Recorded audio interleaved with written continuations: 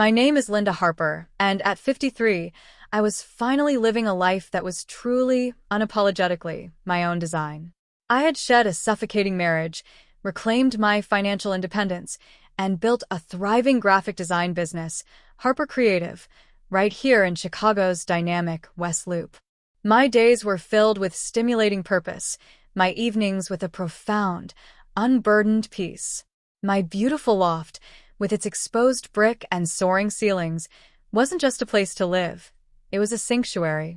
It was the physical manifestation of my hard-won independence, a quiet testament to the resilience I discovered in my 50s. The brain fog of menopause, once a terrifying haze, had lifted completely, replaced by a clarity that fueled my every move. I felt more alive, more relevant, more powerful than I had been in decades. There was just one lingering shadow on my otherwise brilliant horizon: my daughter, Emily, and her husband, Alex. Mark, my son, had thankfully understood the new rules of engagement that my home was mine. But Emily, at 25, while brilliant and loving in her own way, carried a subtle, almost imperceptible sense of entitlement, nurtured by a lifetime of unconscious accommodation from her father and me. She saw my renewed career not as a triumph, but as a quaint, flexible hobby. She dismissed my advice as old-fashioned, and my perspective as out of touch, especially when it came to her bustling, modern life. I wanted to connect. I wanted to be part of her world. But her polite dismissals, wrapped in genuine affection, built an invisible wall. Then came the joyful news. Emily was pregnant. My heart soared with pure, unadulterated grandmotherly joy. But the celebration quickly soured. Within days, the excitement transformed into a breathtaking, unspoken assumption. They saw my thriving home office, the very nerve center of my renewed professional life, the sacred space where my second act truly lived, not as my personal sanctuary. They saw it as their future nursery. They planned to turn it into their baby's room without so much as a discussion, let alone an ask. They assumed, with casual entitlement, that my space was theirs to repurpose. They thought they were merely navigating the exciting chaos of becoming new parents. They had no idea that their casual entitlement was about to trigger the deepest, most fiercely guarded boundary I had. This is the story of how their unspoken invasion ignited a fire that ultimately forced me to remind them, unequivocally, who truly owned the house. Before I tell you every meticulous, satisfying detail of how I turned this intimate invasion into a profound display of quiet competence and fierce boundary setting, I want to invite you into this space. If you've ever loved your children fiercely, only to find their adult expectations suffocating your own hard-won freedom, if you've ever had your personal space invaded or your needs dismissed with ageist labels, especially by those closest to you, then hit that subscribe button. This channel is a sanctuary for the unseen mothers, the quiet warriors, and the women who are redefining family bonds and personal boundaries on their own terms. You won't want to miss seeing how this unfolds. Part 1. The Sanctuary and the Growing Life. My life in Chicago's West Loop loft was, by any measure, a symphony of contentment. It had been nearly 2 years since I finalized my divorce from David, and a blissful year since I returned to this vibrant city after my brief, restorative interlude in Florida. My loft, with its expansive industrial windows overlooking the bustling streets and its raw, artistic energy, was more than just an apartment. It was a physical testament to my profound liberation. My graphic design business, Harper Creative, was thriving, demanding my full intellectual and creative focus. My office, a meticulously designed space that occupied what was technically the loft's second bedroom, was the heart of this new existence. It was where my ideas bloomed, where deadlines were met with joyful energy, and where I felt most truly, unapologetically, myself. It was my sanctuary. The journey to this peace had been arduous, marked by a deliberate dismantling of expectations, selling David's wine collection to pay for my comfort, changing the locks on the brownstone he thought was ours, leveraging my intellect to expose his corporate failures, and finally, selling the very family home my children expected to inherit. Each act, painful in its execution, had sharpened my resolve, honed my boundaries, and burned away the last vestiges of my passive compliance. The brain fog of menopause had evaporated like morning mist, replaced by a clarity so profound it felt like a new superpower. I was 53, and I had never felt more firmly rooted in my own identity. My relationship with my son, Mark, 26, had evolved beautifully. After his own hard-won lessons in financial self-reliance, a journey that had, thankfully, begun after his attempts to claim my former condo as his own, he treated me with a new, quiet deference. He saw me as a mentor, an astute businesswoman, and genuinely sought my advice on his ventures. Our bond had deepened, stripped of his previous entitlement. Emily, my daughter, 25, was also navigating her professional life, balancing a demanding role at Lumensphere with her ambitious nature. Our connection, forged through her initial shock and eventual understanding of my assertive boundary setting, had become more honest, more raw. She now sometimes confided in me about the subtle sexism she faced in the tech world, about the difficulty of maintaining authenticity in a fast-paced environment. I cherished these moments of genuine connection, these conversations where she saw me not just as mom, but as Linda, the seasoned woman who truly understood. She had met Alex, a charming, somewhat overwhelmed young architect, a year prior. Their relationship blossomed with the sweet awkwardness of genuine young love. I liked Alex. He was kind, earnest, if a bit naive about the intricate family dynamics he was marrying into. Emily and Alex rented a lovely, if slightly cramped, apartment in Bucktown. They were building their life, slowly, carefully, just as I had built mine. I loved watching them, observing their quiet journey of partnership and shared dreams. My heart, once guarded, felt genuinely soft with affection for them. Then one sunny April morning, the phone call came. Emily's voice was bubbling, almost incoherent with joy. Mom. Oh my God, Mom. You're going to be a grandma. I'm pregnant. A wave of pure, unadulterated joy washed over me, so overwhelming it almost buckled my knees. My first grandchild. A tiny new life, a tiny new miracle entering the world.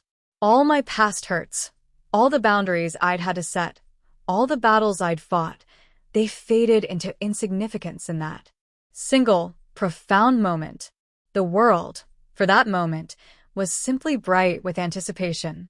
I cried. I laughed. I made delighted plans to visit them, to celebrate. I told Emily how incredibly proud I was, how thrilling this news was. I envisioned countless hours of baby cuddles, quiet stories read to a tiny grandchild in my lap, passing on the quiet magic of childhood. My life, already full, suddenly felt like it was expanding to hold even more love. I was filled with a profound tenderness, a protective warmth that only a mother, anticipating the next generation, can feel. This baby would be the embodiment of joy, of continuation, of boundless, unconditional love. Part 2.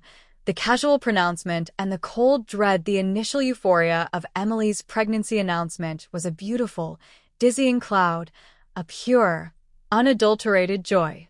But, as with all clouds, there was an inevitable ground.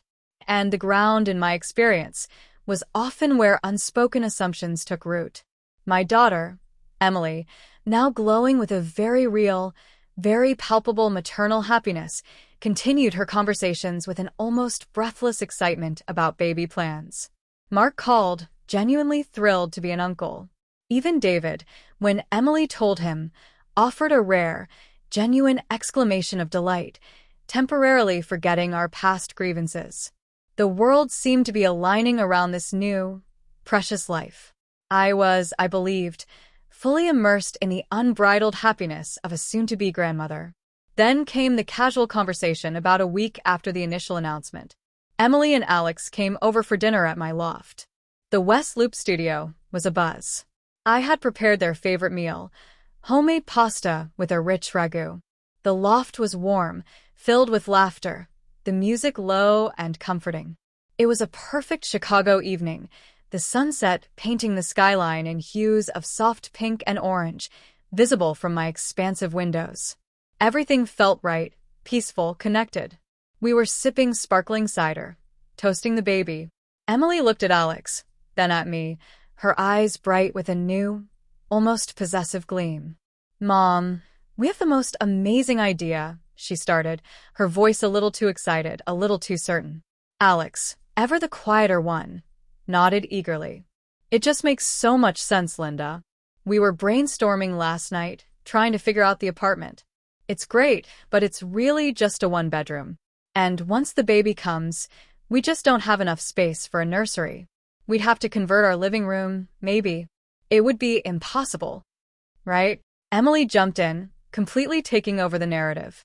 "So, we looked at other places in Bucktown, maybe a two-bedroom. And the rents are just insane, Mom. Absolutely astronomical. It's just not feasible. Not with student loans and baby expenses." I listened, nodding. I assumed this was leading to a discussion about them needing financial help with a larger rental, or perhaps a down payment on a small house. I had braced myself for it. I was prepared to be generous, within reason. I loved my children, and I loved this grandchild even more. "So," Emily continued, her eyes sweeping over my loft, taking in the expansive space, the minimalist aesthetic. Her gaze finally landed on the dedicated home office in the second bedroom, its glass door allowing a full view of my pristine workspace. "We had the perfect thought. Your loft, Mom. It's amazing. And you have so much space. The second bedroom here, your office, is literally perfect for a nursery." My breath hitched. My heart, which had been swelling with grandmotherly warmth, suddenly chilled to a point of pure dread. The silence in the room seemed to crackle. "Right?" Alex, oblivious, chirped in. "It's got that great light, plenty of room for a crib and changing table, and it's already got built-in shelves. Plus, it's so close to us, just a 10-minute Uber. You won't even use it all the time now that you're mostly digital, right? And you can just use the living room or something for your meetings. It just makes so much sense. So much sense." The words hung in the air, dripping with casual entitlement. They weren't asking. They weren't suggesting. They were announcing a plan. A plan that involved repurposing my dedicated professional space, the very heart of my independent new life, into their nursery, without a single thought for my needs, my privacy, or my hard-won peace. My office wasn't a resource to be considered. It was space to be appropriated. My gaze drifted from Emily's expectant, innocent smile to Alex's earnest, oblivious nod. I saw the pure, unadulterated entitlement in their eyes, the complete absence of any perceived need to consult me, the actual owner of the property. This wasn't a request. This was a casual, unexamined boundary violation, disguised as a joyous, practical family solution. A wave of intense heat rose from my chest, but it wasn't a hot flash. It was pure, distilled rage. My brain, once plagued by fog, was now razor-sharp, cutting through the pleasant veneer of their amazing idea to the raw nerve of their profound disrespect. This wasn't about a room. This was about ownership. About autonomy. About the fight I had just won against David, now threatening to erupt on a different battlefield. The silence at the table stretched. They looked at me, waiting for my delighted acquiescence. Waiting for the endlessly accommodating mom. I felt the profound exhaustion of it all. The fatigue of always being the one who gives. The one who accommodates. The one whose needs are secondary to others' convenience. The fight for my space, my voice, my autonomy was endless. This was not the legacy I wanted to pass on. A single thought, cold and clear, settled into my mind. You call my physical space yours? You make these decisions about my life without consulting me? Fine. You are about to be reminded, with meticulous clarity, who actually owns this house. And it is not you. I looked at them, my face carefully neutral. That, I said, my voice quiet, almost a whisper, is a truly interesting idea. They beamed, sensing victory. They had no idea that they had just activated the silent, internal alarm of a woman who is done being taken for granted. They had stepped over a line, and they were about to pay for it. Part 3. The ghost of accommodations passed. I finished dinner with Emily and Alex, serving dessert with a placid smile, engaging in superficial conversation about baby names and stroller brands. My mind, however, was miles away, dissecting their casual pronouncement, peeling back the layers of my own history of accommodation. The silence I maintained was not acceptance, it was strategic. I was formulating a plan. After they left, the West Loop loft, usually a bastion of peace, suddenly felt suffocating. Every object seemed to hum with their unspoken expectations. The large, comfortable sofa in the living room. Would that become the new space for my client meetings? The beautiful kitchen island. My new drawing board? My carefully curated existence, my hard-won sanctuary, was already shrinking under the sheer weight of their assumed right. I walked to my office, my haven, the second bedroom I had designed with such joy. It was not just a room, it was a symbol. It represented my independence from David, my reclaimed career, the space where I created. To imagine it transformed into a nursery, filled with baby furniture and pastel colors, was to imagine an invasion. It was to erase my very self, replacing it with the demands of another. The idea that they would simply expect this, without a single, respectful conversation, was a betrayal that felt as deep and personal as David's old condescensions. I thought about all the times I had quietly given up space, time, and autonomy for them. When they were kids, it was expected. The master bedroom I gave up when family visited, moving into the smaller guest room. The countless hours driving them to activities, sacrificing my own hobbies. But they were adults now. And this pattern of invisible assumption had not ceased with their maturity, it had simply shifted its form. When Emily moved into her college dorm, I packed and unpacked her boxes for her, organizing her new life, ignoring my own exhaustion. When Mark started his first job in New York, I helped him find an apartment, review his lease, even helped him negotiate a moving company, all while launching Harper Creative. Their convenience had always been my silent mission. My sweet hobby could always be adjusted around their real, important lives. And now, they saw my home office, the tangible symbol of my success, as merely flexible space for their future convenience. My personal transformation through menopause had given me an acute intolerance for disrespect, especially from those who should know better. The lessons from David, from Mark and Scott's inheritance grab, from the sale of the Lincoln Park house, they had forged me into a woman who would protect her boundaries fiercely. This was not about love, it was about self-preservation. It was about defining my sovereign space. And it was about teaching them a final, critical lesson about respecting my autonomy. I pulled out my notebooks. My fingers, steady and purposeful, began to write. This wouldn't be an emotional outburst. This would be a strategic campaign. Just as I analyzed client needs for Harper Creative, I would analyze their unspoken expectations, dissect their assumptions, and design a solution that served my needs first. The first step was to gather the facts, not just about my property, but about their expectations. I pulled up my financial records. I confirmed the lease for my condo was solely in my name, a fact that had brought me immense comfort post-divorce. I looked at the property taxes, the utility bills, the HOA fees, all in my name, all paid for with my money. This wasn't some family asset to be jointly considered. This was my hard-won sanctuary. Then I looked at real estate listings for nurseries. What did a new couple, particularly new parents in Chicago, look for? They needed space, convenience, affordability. Emily and Alex were comfortable, certainly, but they were not wealthy. They were building their careers, shouldering student loan debt, and the cost of living in Chicago was astronomical. Their current one-bedroom apartment, even in Bucktown, was already a stretch for them. The idea of adding a baby and finding a suitable two-bedroom within their budget would be a logistical nightmare for them. And they expected me to solve it. I pulled out my architectural drafting tools, my T-square, my rulers. I mapped out the dimensions of my office. It was a perfect square with excellent light, plenty of room for a crib, a changing table, and a glider. But also, it was filled with thousands of dollars of custom cabinetry for design supplies, multiple monitors, high-powered desktop computers, and specialized printers. It was a professional creative hub, not a blank slate. Converting it would be immensely costly, requiring not just moving my entire operation, but extensive renovation to remove the custom features. And David knew this. He had seen my studio after I moved in. Emily and Alex, however, only saw it as spare space. My stomach clenched. This wasn't about their ignorance. It was about their fundamental disregard. They saw me as Mom, the resource. Not Linda, the professional.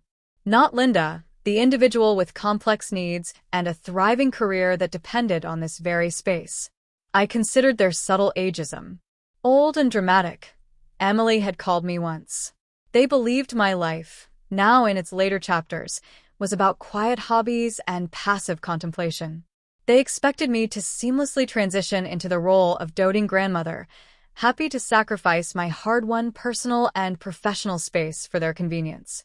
They saw a woman with an empty nest, conveniently overlooking the fact that I had intentionally filled that nest with a thriving, vibrant, independent life. The baby was a miracle, but the convenience for them was their primary concern. A new resolution hardened within me, cold and clear. This was my moment to teach them about boundaries. Not just the physical ones, but the emotional and professional ones. This was my chance to make them understand, unequivocally, the sacred nature of my sovereign space. And it was about to be a very expensive lesson for them. Not just in terms of dollars, but in terms of realizing the true depth of their own long unexamined entitlement. Part 4. The discreet research and the impending collision. The decision was set. My home office would not become their nursery. But this wouldn't be an emotional shouting match. That was David's style, and frankly, my children's as well, especially Emily. My strategy would be one of calm, undeniable logic, layered with inconvenient facts. Just as I had outmaneuvered David with meticulous documentation and quiet precision, I would do the same with my children. This was about respectful, unyielding boundary setting. I spent the next week researching everything relevant to their situation and mine. My previous experience with financial data for David's career and later for my own divorce had honed my research skills to a fine point. I was no longer prone to menopausal fog. My mind operated with laser precision. First, I looked into the actual costs of creating a nursery from scratch in a raw, empty room. Cribs, changing tables, rocking chairs, storage units, mobile decorations, all the soft, adorable accessories that fill a nursery. It would be a significant expense. And their existing one-bedroom apartment would need considerable decluttering and reorganization to accommodate the overflow. I noted potential conflicts. Would Alex, the somewhat overwhelmed architect, have time to lead such a transformation? Unlikely. Then, I looked into childcare costs in Chicago. Nanny services, daycare centers, occasional babysitters. The numbers were staggering. Even for two young professionals like Emily and Alex, full-time childcare would eat up a substantial portion of one of their salaries. This was a reality they were clearly just beginning to grasp. Their casual assumption that I, the available grandmother, would simply provide free, unlimited childcare in my extra space was likely woven into their nursery plan. I decided to present them with the stark financial realities. I also delved into Chicago real estate again. I pulled up listings for two-bedroom apartments in Bucktown, their preferred neighborhood. The rents were indeed astronomical. The market was tight. But then I looked at slightly different neighborhoods, Logan Square, Avondale, areas still vibrant but slightly less gentrified. There were indeed more affordable two-bedroom options, often with larger floor plans and even small outdoor spaces. These would be ideal for a young family. My research produced 3 viable apartments, all with available move-in dates around Emily's due date. I saved the listings. Crucially, I calculated the direct financial cost of converting my office into a nursery for them, then back into my office when or if they finally moved out. I factored in the cost of professional movers to relocate my extensive design equipment, the cost of temporary office rental during construction, the actual renovation cost to create a blank, baby-friendly slate, and then the reverse renovation costs to restore it to my professional studio. The numbers, when laid out, were eye-watering. far more than any initial financial help I might have considered offering them for a down payment or a larger rental. This was their hidden tax. I spent hours meticulously diagramming the unsuitability of my loft's office as a long-term nursery for their specific needs, emphasizing disruptions to my clients who expected my full-time professional space, and the sheer impracticality of navigating my demanding professional schedule around an infant. I drafted potential compromises. A bassinet in the living room for a few weeks, yes. But a full-scale conversion of my critical workspace, absolutely not. My internal monologue, initially fueled by rage, settled into a steely resolve.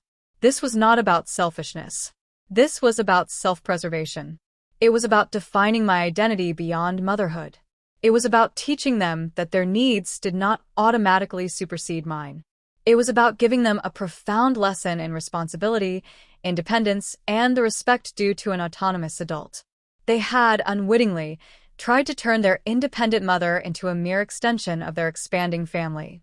And I was about to teach them the inviolability of my newly established personal space. The day came when Emily called, a week after our dinner. "Mom," she said, her voice bright, "Alex and I have finished designing the nursery. We made it so cozy and chic. You're going to love it. We even found this amazing crib that converts into a toddler bed. And it all fits perfectly." "Oh," I said, my voice carefully neutral. "That's lovely. Where exactly did you design this perfect nursery, Emily?" There was a slight hesitation. "Well, in your office. We mapped it out in the plans. It's the perfect size. It just makes so much sense." This was it. The direct confrontation I had prepared for. The unasked question, the assumed right, presented as a fait accompli. My blood hummed with quiet purpose. This was my battle, and I was going to fight it with a calm precision that would stun them into uncomfortable silence. Part 5. The presentation of unassailable facts, Emily. I began, my voice clear and deliberate, the calmness in my tone often more disarming than any outburst. "Alex, can you both come over tomorrow evening? I'd like to discuss your nursery plans in more detail. Perhaps you can bring your sketches." There was a surprised pause on the other end of the line. "Oh, sure, Mom," Emily said, a hint of unease in her voice. "What about?" "Just the logistics," I said. "And the financial implications. There are a few things I think you may have overlooked." I heard Emily whisper to Alex, then a muffled exchange, probably about my new serious tone. They agreed. Wednesday evening was set. I spent Wednesday preparing my presentation. Not for a client, but for my children. I created a concise, visually compelling deck on my large design monitor in my office.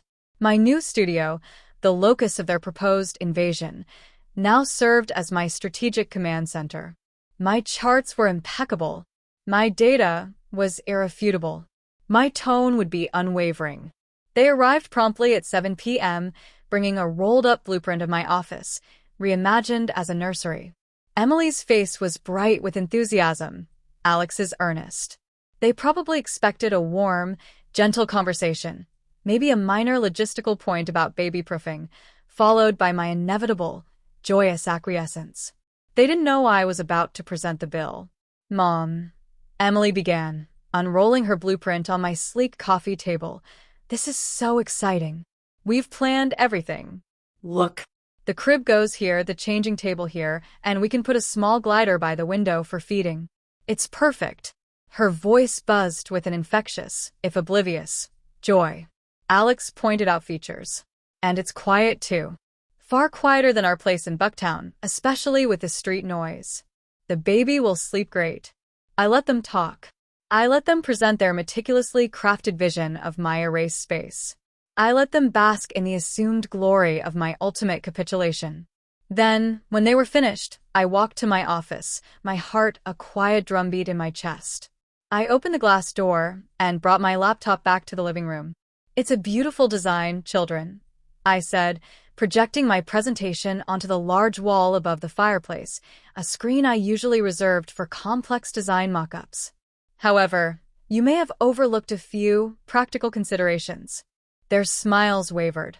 Their eyes, once bright with anticipation, began to dart around, confused. As you know, I began, my voice calm, authoritative, every bit the seasoned professional. This room, as it stands, is not an empty spare bedroom. It is the fully operational, primary office for Harper Creative. My livelihood. It contains tens of thousands of dollars worth of custom cabinetry, specialized monitors, industrial-grade printers, and sensitive digital equipment. Converting it into a nursery, as per your design, involves several immediate costs. I clicked to my first slide. It displayed a detailed breakdown. First, the relocation of my office.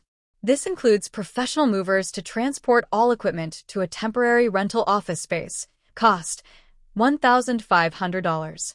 Then, rental of that temporary space for approximately 3 months during renovations. Cost $4,500. Next, the renovation itself to transform the space from a modern studio to a nursery.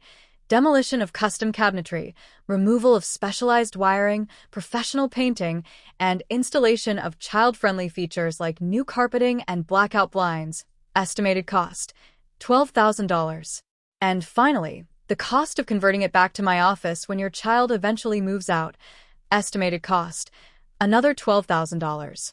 Total initial renovation/relocation costs $30,000. Their faces paled. Emily's mouth hung open. Alex swallowed hard. Then there are the ongoing costs, I continued, clicking to the next slide. It showed a projected hourly rate. Your nursery in my home would of course be free of rent. However, my business runs during my child-free hours. My peak productive time is from 9 a.m. to 5 p.m. A sleeping infant, or a crying one, would directly impede my workflow, costing me approximately 3 client hours per day. At my current billable rate of $150 per hour, that's $450 per day in lost income. If your child is here 5 days a week, that's $2,250 per week, or approximately $9,000 per month in lost revenue for Harper Creative. You would, of course, be expected to compensate me for this lost income. I clicked to the next slide, a detailed spreadsheet. Then there's the daily childcare. Assuming you both work full-time, you'll need at least 8 hours of daily childcare. A full-time nanny in Chicago costs roughly $20 to $30 per hour, translating to about 500 minus 500 minus 5,000 per month.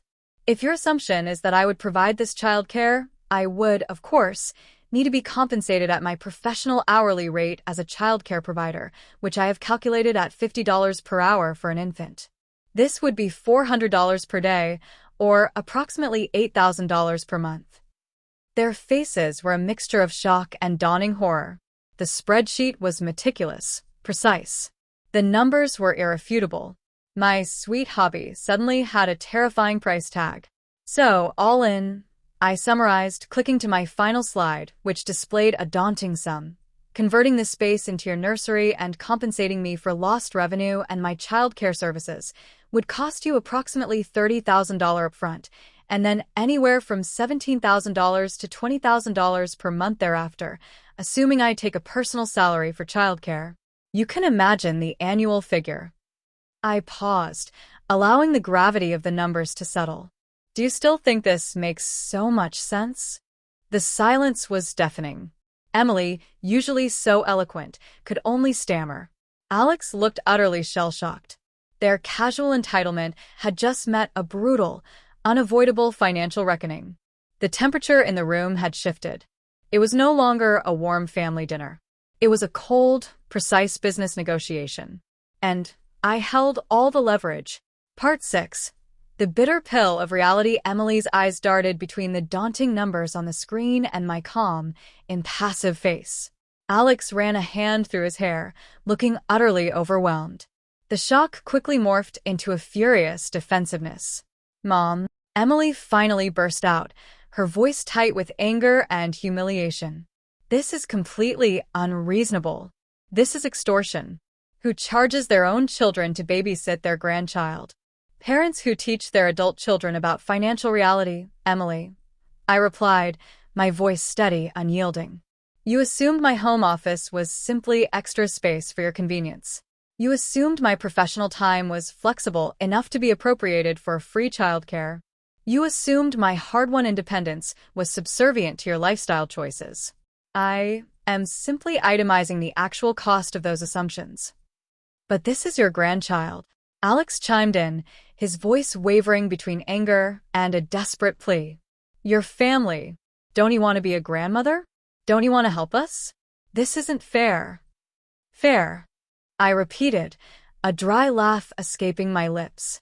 What exactly do you think is fair, Alex? Is it fair that I, the sole owner of this property, should move my entire professional operation, incur significant renovation costs, and forfeit tens of thousands of dollars in annual revenue, all to accommodate a decision you made without so much as a consultation? Is it fair that my physical space, my peace, and my professional life should be summarily erased simply because you need a nursery? I clicked to a slide I hadn't shown David during his confrontation. Photos of my thriving Harper creative studio. Images of complex projects, smiling clients, my new team. This is my life now, I said, my voice rising with passion. This is the purpose I fought so hard to reclaim. This is not a hobby, Emily. This is a business. A demanding, fulfilling, profitable business that relies on the very dedicated space you casually planned to appropriate. Emily's face crumpled. But you used to do so much for us, Mom. You paid for everything. You helped us with everything. What happened to you? You're being so selfish. This isn't like you. The age-old guilt trip. The classic parental manipulation. What happened, Emily, I said, my voice hardening, is that I learned that continuous, unconditional giving, without respect for my own needs or boundaries, leads to resentment and eventual erasure.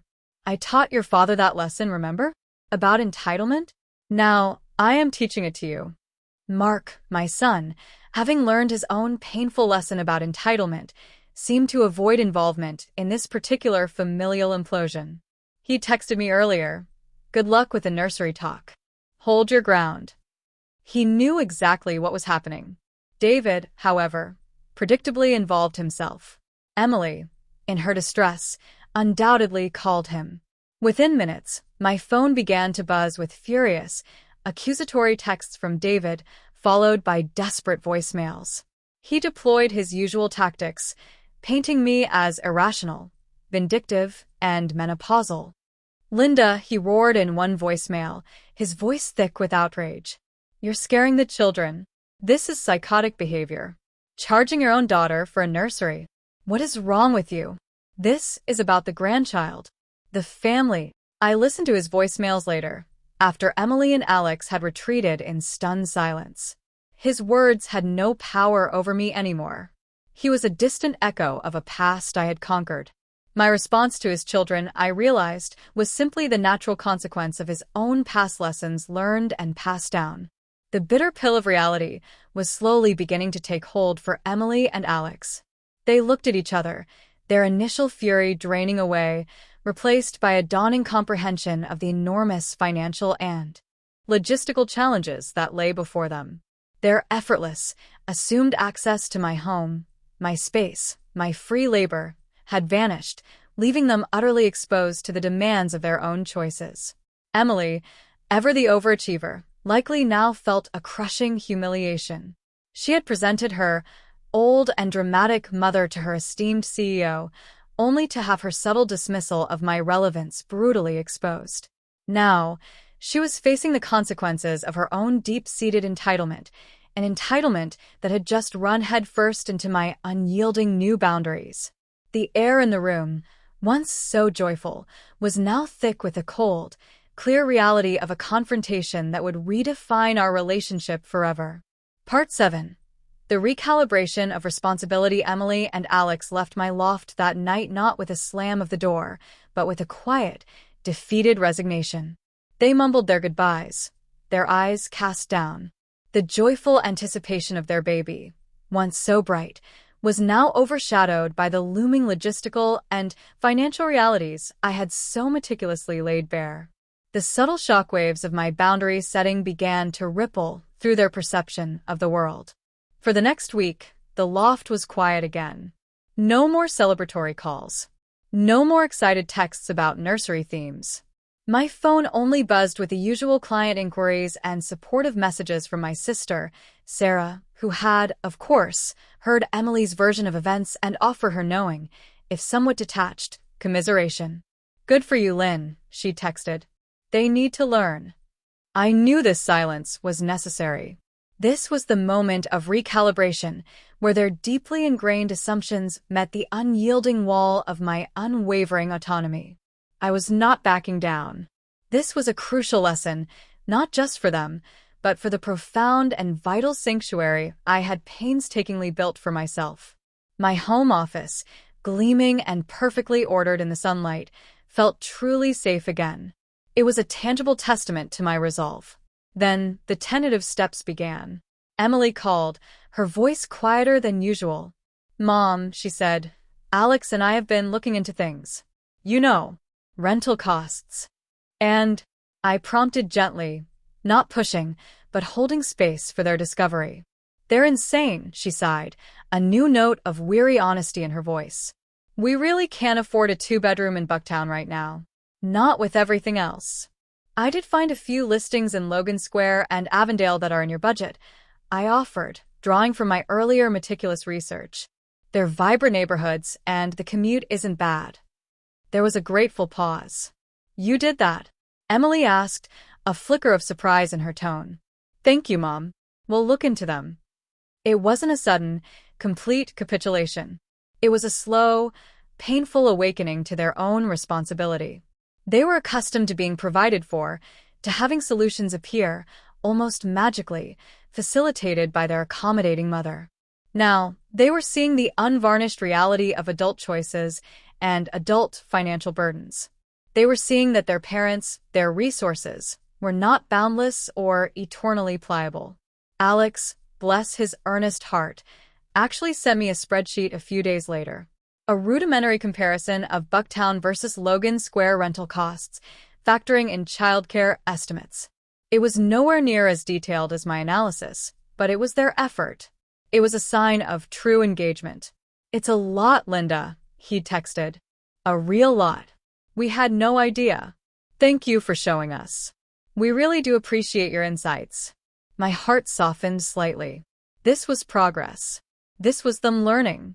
This was them beginning to understand the value of self-reliance, not just as a concept, but as a lived reality. They were slowly, painfully, stepping into the fullness of their own adult responsibilities. My act of seemingly selfishness was, ironically, teaching them responsibility. The ultimate consequence was not one of estranged children or a broken family. It was a complete recalibration of responsibility. They accepted that the nursery would not be in my home office. They accepted that childcare costs were theirs to bear. They accepted that their financial future, their choices about where to live and how to raise their child, were their responsibility alone. My boundaries had held, and in doing so, they had, unexpectedly, given my children the gift of their own competence. Part 8. The blossoming of genuine connection. The weeks that followed Emily and Alex's slow but steady acceptance of my boundaries saw a profound and welcome shift in our relationship. The lingering undercurrent of subtle entitlement and their condescending assumptions about my old-fashioned life slowly dissolved, replaced by a genuine, deeply felt respect for me as an individual. They no longer saw me as a resource to be tapped, but as a wise, formidable woman whose judgment they valued. They found a lovely 2-bedroom apartment in Logan Square, just within their budget, with a small second room perfect for a nursery. Emily proudly sent me photos of the renovations they were doing themselves, painting walls, assembling furniture. Alex, the architect, designed clever storage solutions for their compact space. They were taking ownership of their new life, and the pride in their voices was palpable. This was their creation, built not on assumed convenience, but on their own hard work. Childcare remained a formidable challenge. They investigated various daycare options, their initial wide-eyed shock at the costs slowly replaced by pragmatic planning. I offered to help financially, within reason, but always with the caveat that it was a contribution, not an assumption. I offered to babysit once a week, for a few hours, when the baby arrived, not as a requirement, but as a joy, a freely given gift of grandmotherly love. My terms, openly given, finally respected. My new boundaries, far from creating a chasm, unexpectedly allowed our relationships to blossom into something truly authentic. The conversations with Emily became deeper, more honest. She talked about the intense learning curve of motherhood, the compromises she was making in her career, the constant juggle. She now sought my advice on navigating the emotional complexities of adult life, recognizing my emotional intelligence as a strength, not a dramatic flaw. She shared her fears about being a good mother, her insecurities about balancing career and family. And I shared my own vulnerabilities, my past struggles as a young mother, something David had always dismissed. Our bond, stripped of expectations, flourished in its newfound honesty. Mark, my son, also witnessed this shift. He saw his sister and brother-in-law take full responsibility for their lives. He saw my quiet strength. He visited me often, coming to my West Loop studio for our quiet brainstorming sessions about his startups. He saw the genuine, creative energy of my work. And he finally, truly understood that my life was not an empty nest to be filled by his siblings. It was a dynamic, evolving enterprise. He even started explicitly asking for my strategic insights on work-life balance for ambitious mothers, a topic he now recognized my expertise in. The sense of profound peace in my loft grew. My home office, its monitors glowing with current projects, its shelves stacked with my own books and inspiration, remained my sanctuary. It was the sacred space where my independence thrived, where my identity was fully realized. The idea of it being a nursery, a symbol of endless accommodation, now felt like a distant, absurd nightmare. My victory wasn't just about protecting a room, it was about protecting the integrity of myself. The new baby, a healthy, beautiful girl named Clara, was born in early November. My heart swelled with boundless love. I visited Emily and Alex in their Bucktown apartment, which was now bursting with baby things, organized with Alex's careful architectural eye. Clara's nursery, small but perfectly formed, was in their second bedroom, a vibrant, joyful space that was unequivocally theirs. I held Clara in my arms, my eyes brimming with happy tears. This precious new life, so fiercely loved, had entered a family structure that was now, finally, truly honest. Part 9. The power of defining your own welcome. As the crisp Chicago winter settled over the city, ushering in the holiday season, I often reflected on the profound shift in my life.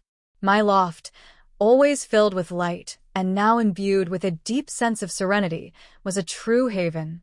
My relationships with Mark and Emily, now rooted in honesty and mutual respect, brought me a joy that surpassed any I had felt in my long marriage. We were a family, yes, but a family defined by conscious choice, not unconscious expectation. My journey had been marked by fire. The fire of menopause, burning away the illusions. The fire of rage, igniting my resolve. And the fire of reclaiming my own sacred space, piece by careful piece. David had often tried to diminish me by calling me old and dramatic, but I realized now that the drama wasn't mine. It was theirs, a desperate play to control a narrative that no longer served them. My drama was simply my fierce refusal to compromise on my own sovereignty. And in that refusal, I had not abandoned them. I had taught them. I had given them the gift of their own adulthood. The true change in me, the deepest silent change, was the absolute certainty that my home, my space, my entire life, would forever operate on my terms. I had not just changed the locks. I had defined the welcome. And it was a welcome that embraced my joy, my purpose, my autonomy, first and foremost. This was the peace I had fought for. This was the freedom that was truly priceless. Linda turns to address the camera directly. She is seated comfortably in her beautiful home office, a vibrant design project visible on her monitor. She looks composed, utterly at peace, and radiates an understated, yet undeniable power. Have you ever loved someone so fiercely, especially your adult children, that you allowed their subtle entitlements or unspoken expectations to quietly suffocate your own life or invade your personal space? Did they see your sanctuary as mere extra room for their convenience? And what was the moment, that quiet, searing realization, when you knew you simply had to remind them who actually owned the house? Tell me your story in the comments below. Let's talk about the unique challenges of parenting adult children, the complexities of setting boundaries within family, and the profound importance of claiming your own personal space in midlife. Your story of finding your sanctuary might be the map someone else is desperately searching for. It's powerful to know we're not alone in these silent changes. And if you're ready to define your own welcome, to defend your hard-won peace, and to embrace the absolute sovereignty of your own space, make sure you subscribe to The Silent Change After 50. We are building a community where women over 50 are reclaiming their narratives, finding their true value, and inspiring each other to step into their ultimate power. Join us.